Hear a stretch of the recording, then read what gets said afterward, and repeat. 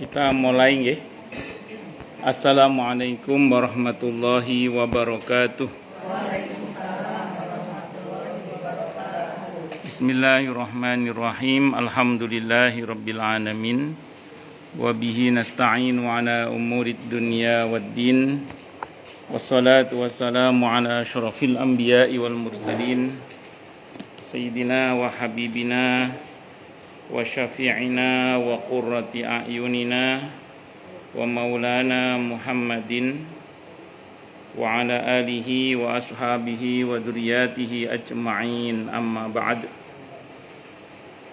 Asyhadu an la ilaha illallah wa asyhadu anna Muhammadar Rasulullah wa ufawwidu amri ilallah, innallaha basirum bil ibad. Hasbiyallahu la ilaha illa huwa alaihi tawakkaltu wa huwa rabbul arsyil azim. Qala Allahu ta'ala fi kitabihil karim hikayatan an nabiyillahi Musa alaihi salam. Rabbi syrah li sadri wa yassir li amri wahlul 'uqdatam min lisani yafqahu qawli. Para asatidzah, para ibu-ibu sekalian, hafizani wa hafizakunallah, bil khusus segenap pengurus Majelis Ta'lim Fatimah dan sahibatul bait dan sahibul hajat. Kalau sahibul baitnya Ibu Emma nggih. Sahibul bait Ibu Emma.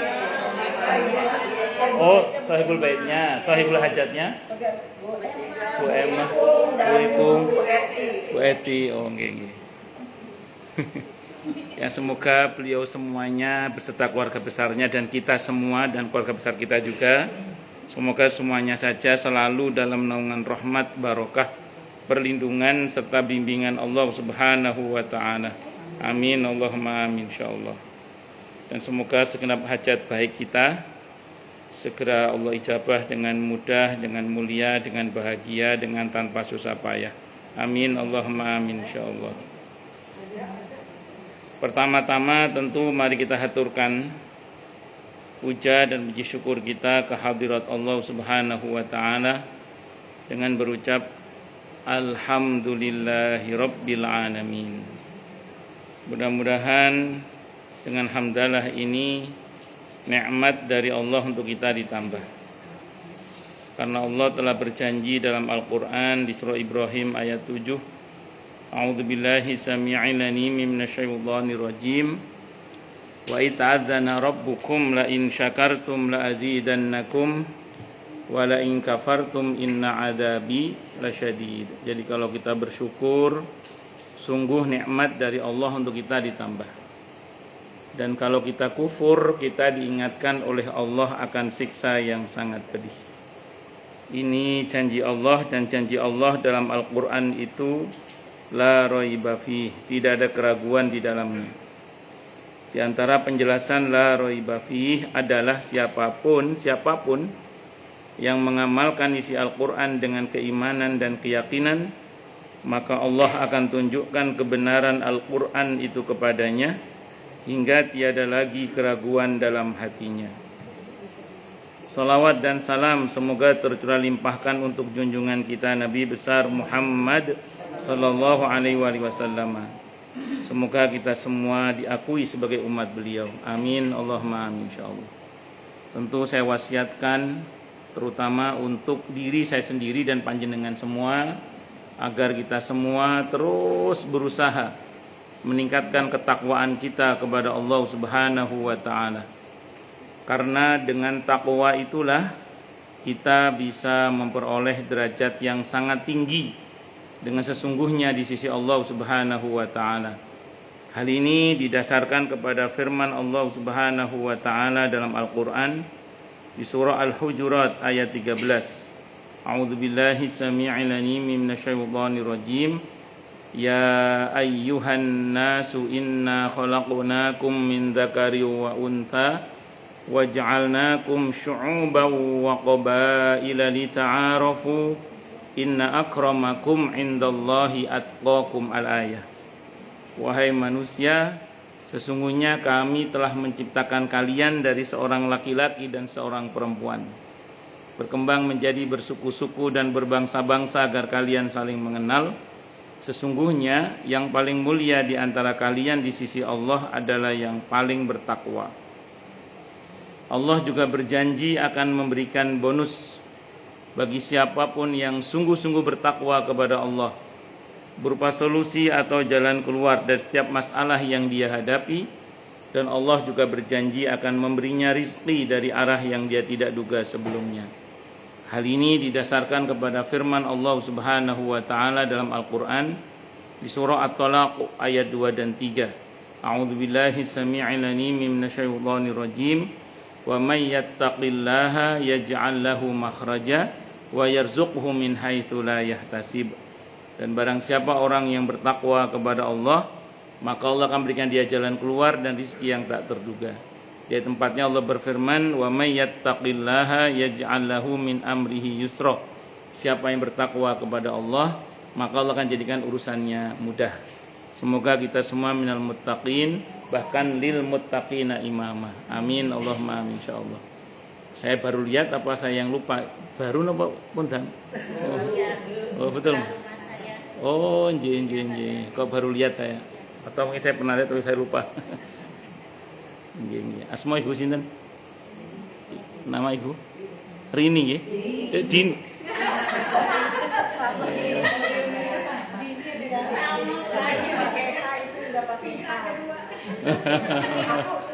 Jadi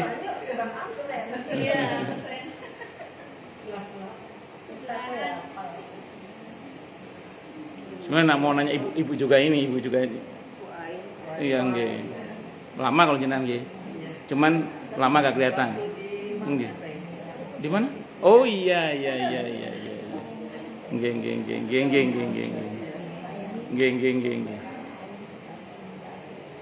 Al-muqaddimu dan al-muakhiru. Insyaallah sore ini kita akan membahas al-muqaddimu dan al-muakhiru. Al-muqaddimu secara umum dan al-muakhiru secara umum diterjemahkan dengan yang mendahulukan. Kalau al-muqaddimu yang mendahulukan, al-muakhiru yang mengakhirkan. Jadi kalau al-muqaddimu yang mendahulukan, kalau al-muakhiru yang mengakhirkan.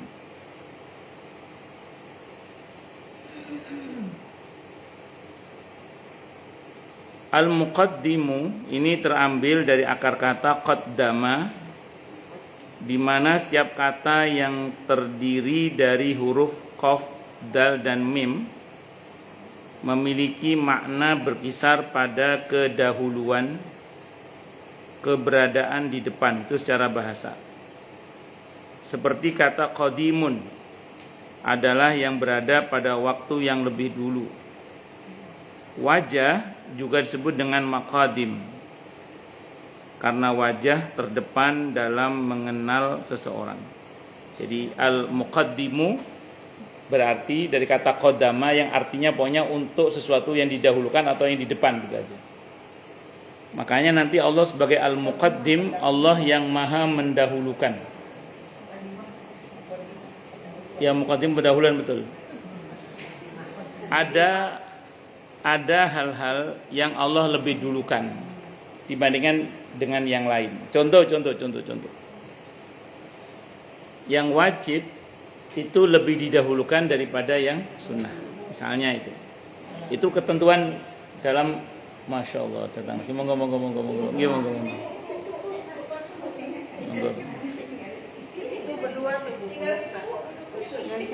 Monggo.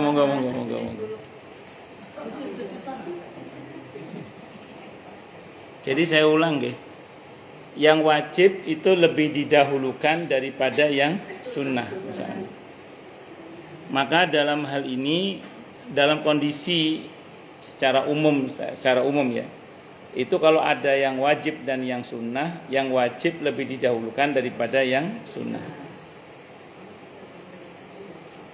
Ibu mau sholat tahajud, Suami ngajak tahajud. Misalnya ada ini, mohon maaf misalnya. Maka jangan dahulukan tahajudnya. Ya, layani suami terlebih dahulu karena itu merupakan kewajiban. Makanya wanita solihah terdahulu itu kalau seusai sholat isya mereka berdandan dengan cuantiknya, terus menemui suaminya sambil berkata, "Mas, menghendaki saya atau tidak?" Ya, Wong Aceh rek. Bisa ngomong juga orang. Kalau sama Bu Rahma jauh nggak Acehnya? Sama-sama Aceh kan Bu ya? Nggak tahu dia kalau Bu Rahma. Kalau saya memang ibu dan ayah. Bu Rahma bukannya Aceh Bu Rahma? Aceh Medan. Oh Aceh Medan, Masya Allah. Ayah saya Aceh, bisa Medan. Oh, saya pikir. Saya lama tinggal di Jawa Ustaz. Oh, pantes orang. Kasih. Iya. Jadi pernah diajarin sama Neni, itu apa yang ngasuh anak saya. Iya. Dia bilang kalau tradisi Jawa seperti itu, habis sholat Isya. Jadi kalau ngomong ke suaminya minum ngerasake boten. Oh, ngersake apa mboten? Ngersake apa mboten? Oh. Kasihan. Nggih. Ya wis. Saya orang Jawa malah nggak ngerti saya. Ndak saya cerita orang dulu. Jadi maaf ya. Jadi Mas menghendaki saya atau tidak? Kalau suaminya mengatakan iya. Maka dilayanilah suaminya sampai kelepek-kelepek pokoknya. Tapi kalau suaminya mengatakan enggak, maka dilepas kembali dandanannya, kembali larut dalam sholat malamnya biasanya. Tapi ini formalitasnya ya, prakteknya harus terserah jenengan lah niku. Tapi maksud saya ini secara hukum ini hierarkinya begitu. Dahulukan yang wajib, jangan sampai demi yang sunnah meninggalkan yang wajib. Itu maksudnya.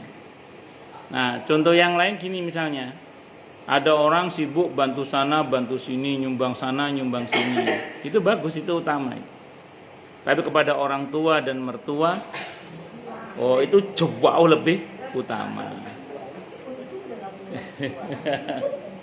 Jadi kalau bantu sana, bantu sini itu utama, bagus, sunnah lah gitu. Tapi pada orang tua itu wajib. Apalagi kalau orang tua tidak mampu, terus anak mampu, itu namanya nafkah. Atau mertua tidak mampu, menantu mampu, itu juga bisa jadi namanya nafkah atau tabarruk lah yang ditekankan. Artinya jangan sampai kita ini sibuk, kalau bahasa Ibnul Jauzi ya, sibuk dengan yang utama, secara bersamaan kita tinggalkan yang lebih utama. Jangan sampai begitu. Jadi kalau orang Jawa bilang nguber uceng kelangan delek. Nah, ngejar ikan kecil kehilangan ikan besar. Jangan sampai begitu kita itu. Itu al-muqaddim. Walaupun nanti dinamis ya. Tidak selalu yang wajib itu didahulukan. Contoh, qobliyah subuh dulu atau sholat subuh dulu? Qobliyah subuh dulu lah, iya. Baru sholat subuh. Tapi kalau begini posisinya, waktu subuh kurang 5 menit. Sementara pilihannya qobliyah subuh dulu langsung sholat subuh dulu. Subuh dulu. Kenapa? Karena kalau sampai kelewat waktu subuh, nanti dianggap kita punya hutang sholat subuh. Mending punya hutang sholat sunnah daripada sholat subuh. Karena sholat sunnah kan tidak wajib. Itu seperti itu. Itu contoh saja. Tapi nggak boleh dikerjakan lagi. Oh boleh. Jadi ada pernah di masa Nabi terjadi seorang sahabat seusai sholat subuh sholat lagi. Oleh Nabi ditegur. Sholat apa ini? Kata sahabat tadi, saya tadi sampai di masjid sholat subuh udah mulai ya Rasulullah. Nah, saya nggak sempat qobliyah subuh. Saya kerjakan sekarang. Nabi diam. Berarti boleh. Nah itu seperti itu boleh.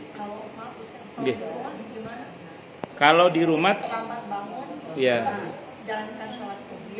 Bagus. Sekarang terlambatnya berapa waktunya? Jadi gini. Contoh gini. Saya contoh tadi 5 menit. Ibu bangun subuh kurang 5 menit. Itu dipakai wudhu. Kalau sama qobliyah subuh, takutnya habis itu waktunya. Nah, kalau kondisinya seperti itu, mending ibu wudhu, sholat subuh langsung. Nanti ibu dikir aja wirid, sekiranya cukup, baru ibu sholat lagi. Niat mengkodok qobliyah subuh yang tadi hilang. Niatnya kodok. Kodok, ya niat kodok. Ya niat sholat qobliyah subuh kita aja juga nggak apa-apa, nggak harus niat kodok. Itu seperti itu. Karena dalam kitab Faraidul Bahiyah, mengkodok sholat itu bisa niat kodok, bisa tidak niat kodok, niat sholat biasa itu aja. Itu sama dengan mengkodok juga, tidak ada masalah. Itu seperti itu. Tapi kalau waktunya 10 menit, itu barangkali masih cukup. Kalau 10 menit masih cukup insya Allah kalau 10 menit. Nah, sehingga kalau 10 menit itu insya Allah masih cukup untuk kita qobliyah sama ya. Biasanya saya kalau misalnya kesiangan kayak gitu, misalnya ya. Loh, Ustaz pernah kesiangan. Nabi aja pernah. Cuma Nabi sekali, kalau kita kan agak sering. Kita sering. Nah, jadi kalau misalnya 10 menit kayak gitu, saya biasanya, kalau saya pribadi ya, kalau pernah mengalami gitu, itu saya biasanya mengerjakannya hanya surah pendek-pendek aja, kulhu, kulullahu ahad, atau kadang malah nggak baca surah, Fatihah saja, langsung ya.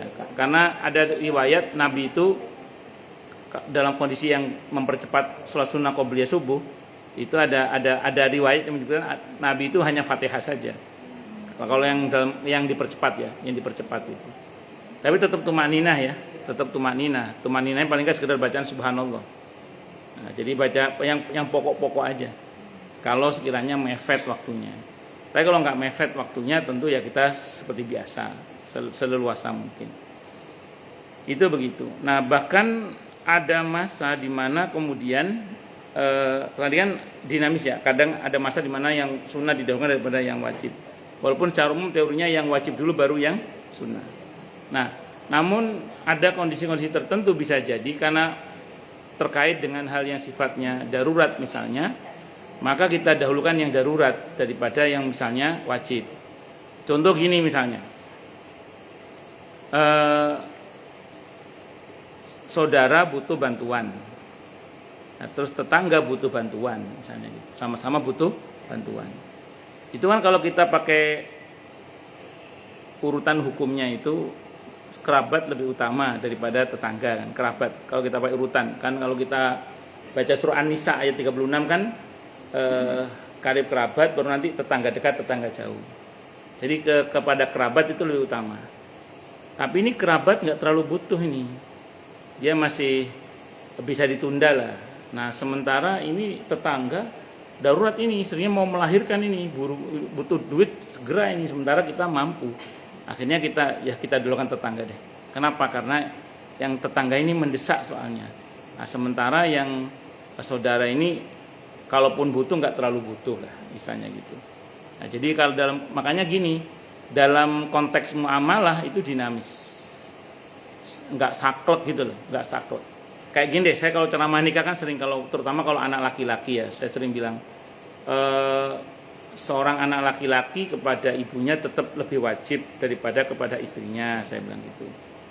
Tapi tidak lantas kemudian, demi ibu terus menganiaya, mendolimi istri, tidak boleh.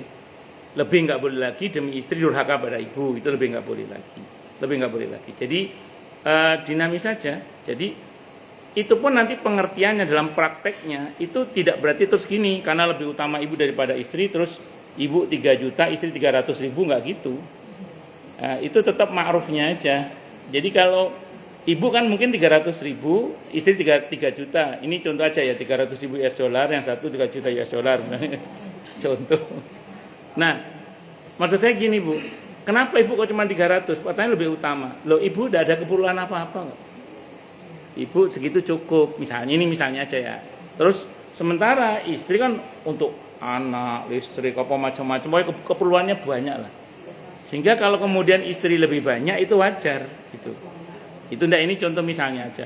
Walaupun silakan kalau misalnya untuk ibu lebih banyak, asalkan untuk istri tercukupi dan terpenuhi, silakan saja. Nah, tapi ya secara umum saya bilang tadi nggak harus saklek angkanya itu loh, atau prosesnya itu nggak harus saklek gitu. Kenapa? Karena itu masalah-masalah muamalah yang dinamis, notabene dinamis. Itu seperti itu.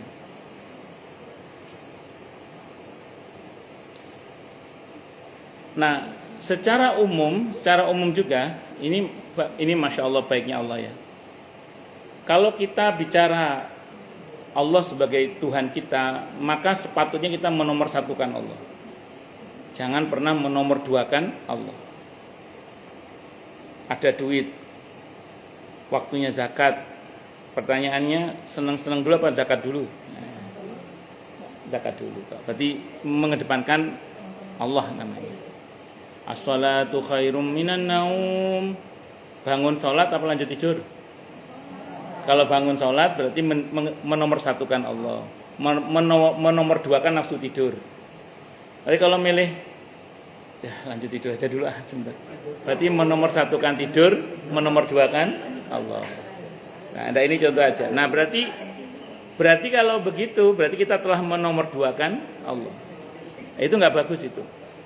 Tapi ada masa. Nah, ini menarik. Ada masa di mana Allah mempersilakan kita mengedepankan diri kita dan menomorduakan Allah atas perintah Allah. Apa contohnya Ustaz? Ibu ada adzan berkumandang, ibu lapar, makan dulu apa sholat dulu? Kalau perintah Nabi makan dulu. Iya. Tapi dengan catatan lapar makanan terhidang ya. Ya itu perintah itu kalau bahasanya Nabi. Ya pokoknya kalau gampang lah. Kalau masih macam-macam ya repot. Artinya gini, lebih baik makan ingat sholat daripada sholat ingat makan. Itu kata para ulama itu gitu. Betul. Karena itu perintah itu. Karena itu perintah. Terus kemudian mau sholat, terus pengen pup dulu apa sholat dulu? Pup dulu. Iya. Nah, itu. Kenapa? Menahan itu ketika sholat hukumnya Makruh, betul, makruh, betul. Jadi artinya lebih baik selesaikan dulu hajat kemanusiaan kita. Yang saya agak susah jawab, yaitu ketika yang nanya gini ke saya. Ini pertanyaan real ke saya, suami istri yang nanya ke saya. Subuh, Ustaz. Suami ngajak begitu. Mohon maaf, ini real, pertanyaan real. Nah, kira-kira sholat subuh dulu apa begitu dulu, Ustaz? Tunggu dulu. Saya maunya gitu tadi jawabannya, Bu. Saya pura-pura so alim aja ngomong gitu. Kata suaminya, keburu hilang Ustaz. Laki-laki kan beda sama perempuan ya. Akhirnya saya jawab secara fikih. Di Fathul Mu'in itu ada kitab Fathul Mu'in namanya. Mengatakan begini, kurang lebih ya. Kalau waktu sholat subuhnya masih lama dan sekiranya cukup maaf untuk hubungan suami istri, maka silakan selesaikan dulu hubungan suami istri. Karena ini hajatnya lebih hajat daripada makan tadi.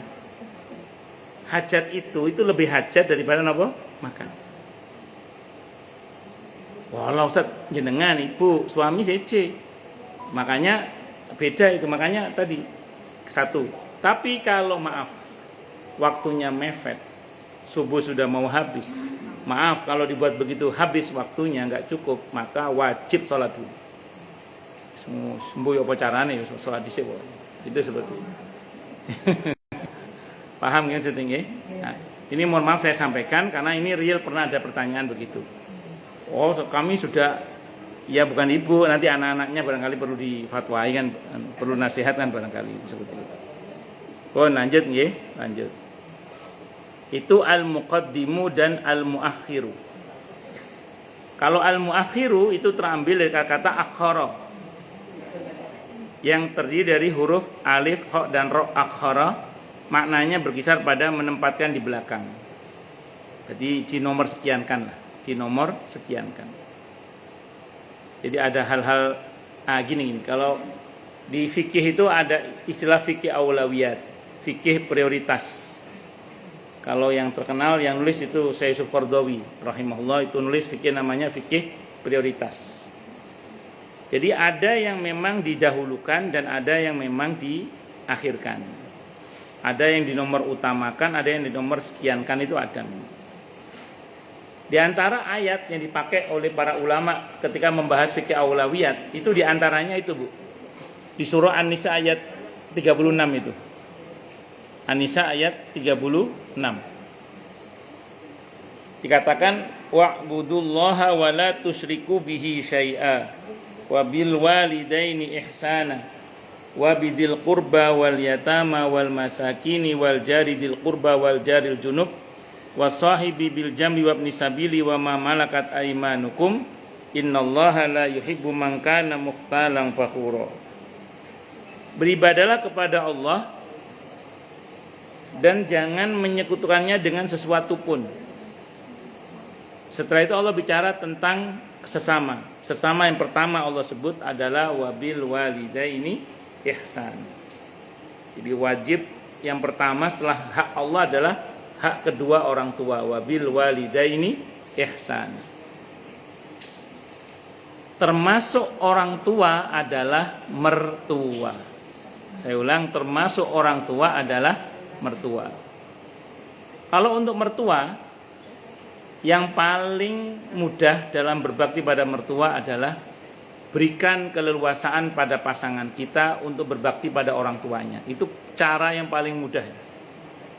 Jadi cara yang paling mudah agar supaya kita masuk dalam kategori menantu yang berbakti pada mertua adalah berikan keleluasaan bagi pasangan kita untuk berbakti kepada orang tuanya. Itu caranya. Jadi jangan halangi pasangan kita untuk berbakti kepada orang tuanya. Wabil walidaini ihsana. Terus baru karib kerabat, wabidil qurba. Karib kerabat ini dibagi dua. Ada yang bin nasab, ada yang bisabab. Kalau bin nasab itu sebab hubungan darah. Kakak, adik, paman, bibi, paklik, bulik, pakde, bude, sepupu, keponakan. Ada yang bisabab, sebab pernikahan. Tadinya orang lain, gara-gara kita menikah dengan pasangan kita, maka pasangan kita menjadi bagian dari kehidupan kita, kerabat berarti. Termasuk juga kerabatnya pasangan itu kerabat kita. Saya tidak ngomong mahram loh ya, tapi kerabat. Yang mahram itu hanya mertua saja yang berubah jadi mahram. Kalau yang lain tidak mahram. Kalau ipar itu tidak mahram, kalaupun sebut mahram, mahram muakkad, mahram sementara, tidak selamanya. Makanya dengan ipar tetap harus hati-hati. Jadi karena apalagi ada filmnya apa judulnya itu? Iya itu. Ya itu. Ya, itu seperti itu. Pun lanjut. Karib kerabat itu utama. Saya ulang, jangan sampai kita bantu sana, bantu sini, nyumbang sana, nyumbang sini, sementara orang tua sendiri miskin tidak pernah dibantu. Mertua sendiri miskin tidak pernah dibantu. Apa ada begitu Ustaz? Ada. Sampai ada pernah seorang istri itu konsultasi ke saya. Jangan tanya orang mana, karena orang Kemang tapi agak sebelah sana. Tapi saya nggak sebut nama ya. Beliau cerita, suami saya itu Ustadz, kalau ke anaknya dermawan banget. Anaknya ngomong, Pak butuh duit, langsung transfer 10 juta, sekian juta. Pokoknya kalau ke anaknya baik banget. Tapi orang tuanya, ibunya sendiri Ustadz, sama kakak perempuannya miskin, itu hampir tidak pernah dibantu, bahkan cenderung tidak dibantu. Padahal kalau kepada ibunya sendiri padahal tidak mampu, bukan ibu yang mampu, ibunya tidak mampu. Kalau ada anak ya, kalau ada rumah yatim datang minta bantuan, tidak pelit ngeluarin duit untuk anak yatim. Tapi ibunya sendiri miskin, kakaknya sendiri miskin, kakak perempuannya yang ngasuh ibunya itu boleh dikata hampir tidak diberi. Bahkan mungkin pelit lah kalau bahasa kita. Itu cerita istrinya sama saya. Nah, saat itu karena beliau konsultasi ke saya bilang akan lebih kalau ketemu sama bapaknya juga Bu, saya bilang gitu. Karena bapaknya kan jamaah saya juga, jadi saya kalau ngomongin kan enak. Ternyata beliau nggak mau sama suaminya, ya repot. Biasanya kalau masalah suami istri itu kalau ngomong berdua enak biasanya. Kalau cuma satu pihak kurang enak. Itu seperti itu. Allahu Akbar. Nah terus kemudian termasuk jangan sampai kita bantu sana, bantu sini, nyumbang sana, nyumbang sini. Sementara kepada anak sendiri pelit, kepada istri sendiri pelit. Nah, ada juga. Di sini nggak ada tempat lain, gitu nggak ada. Itu pernah ada orang telepon saya, mungkin saya pernah cerita di sini. Saya sampai detik ini saya nggak tahu siapa yang telepon saya. Saya mohon maaf kalau ada orang di sini gitu maksudnya. Saya nggak tahu, betul-betul nggak tahu, karena saya nggak punya kepentingan nanya nama saat itu. Karena pure murni konsultasi. Ibu-ibu telepon saya. Dia bilang, Ustadz, suami saya mobil beberapa, rumah beberapa. Dia mau bilang suaminya kaya lah. Untuk ngasih gambaran, deskripsi gambaran persoalannya itu. Saya kan taklim Ustadz, saya pengen beli jilbab. Itu saya minta uang untuk beli jilbab itu berantem dulu Ustadz.